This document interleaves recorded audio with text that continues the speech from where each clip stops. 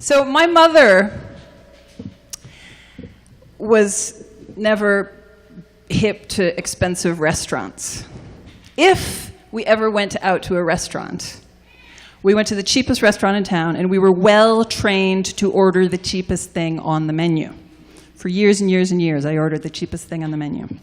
So, one Christmas 10 years ago, she invited me and my sisters to go out to the Bistro, which was the expensive restaurant in our small Midwestern town, and this was a big deal. We were going to the Bistro. Now, the other thing you should know about my mother is that my mother and I did not have an easy road of it. We fought tooth and nail well into my adult years. She made it clear that I was not living the life she wanted me to live, and I made it clear she was not the mother I deserved. And I slammed doors, and I said, I hate you, and I said, I wish you were dead, and I threatened to run away, and it went like that for a long time. So this particular Christmas, we're going out to lunch. We're going out to the Bistro, and it's a big deal. And I'm home, I'm sleeping in, I'm in my childhood bedroom, I'm tucked in under the covers, my sisters are out for a run, it's quiet, the house is quiet, and then I hear a thud. Just thud. And then nothing. And it's this very peculiar, unfamiliar, remarkable sound. It's a sound I've never heard before. It's very loud, and it's one syllable. Thud! And there's no swearing, there's no cry for help, there's no reverberation. And I think, okay, well, nobody cried for help. That must mean everything's okay. And then I thought, nobody cried for help. I better go see what happened.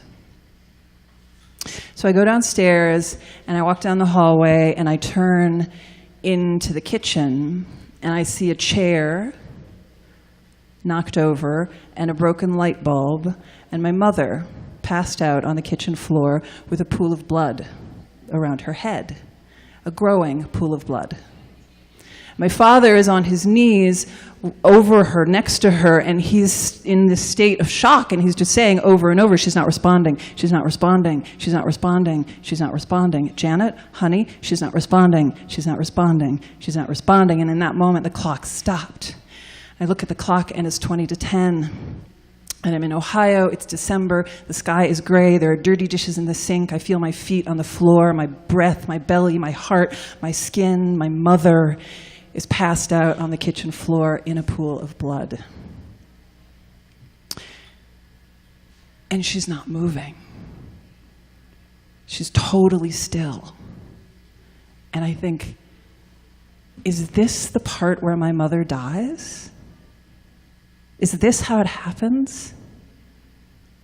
Is this the story we tell? It was Christmas, we were going to go to the Bistro, she was changing a light bulb, she fell.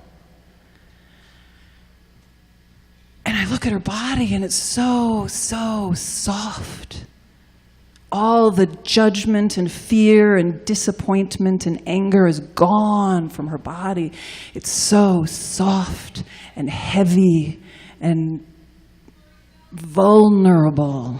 And she has completely surrendered. Her whole body has completely surrendered to the white tile floor that is holding her up.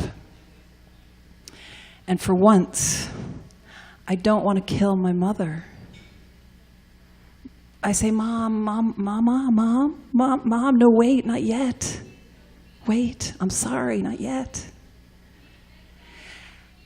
And then the clock moves, and then the clock moves, and I step over my mom, I step past my dad, and I pick up the phone, and I call 911, and I say, there's been an accident, my mother, she fell. And I hang up the phone, and in that moment, she comes to. And she sees my dad on the floor, and she says, Harold, what are you doing on the floor? Get off the floor. And we say, Mom, you fell. You fell. We called the paramedics. She said, you called the paramedics? Tell them not to come. I don't need the paramedics. Mary Lou and Evelyn, they're going to be standing in their front windows thinking, Janet Walker had a heart attack. I don't want them talking about it. I don't want the paramedics. Call the paramedics. Tell them not to come. And just then the paramedics walk in the door. And they come and they examine her, and they start asking her some questions, and they say, Mrs. Walker, we're going to have to take you into the hospital.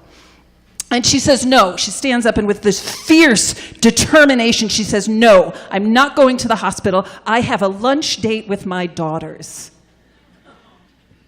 And I say, Mom, we can go to the bistro another time. You have blood coming out of your head. You gotta go to the hospital. So she goes to the hospital. She has 3 layers of stitches in her head.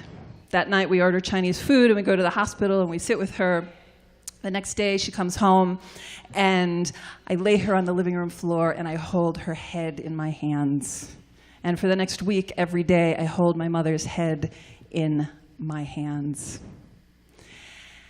And over the next 10 years, I'm not saying I'm glad my mother fell, but over the next 10 years, everything changes and my mother becomes my biggest fan. And I get to see what a superhero my mom is, what an extraordinary superhero my mom is, especially in the last 2 years.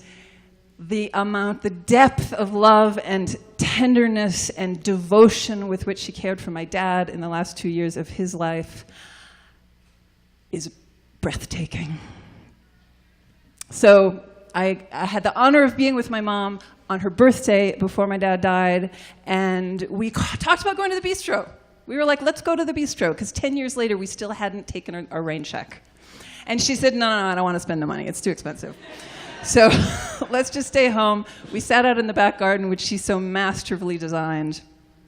And my brother came over, and we pulled my dad out in his wheelchair, and all morning, we told stories. And at one point, she sat back in the chair with the biggest smile on her face, and she said, "This is the best birthday ever."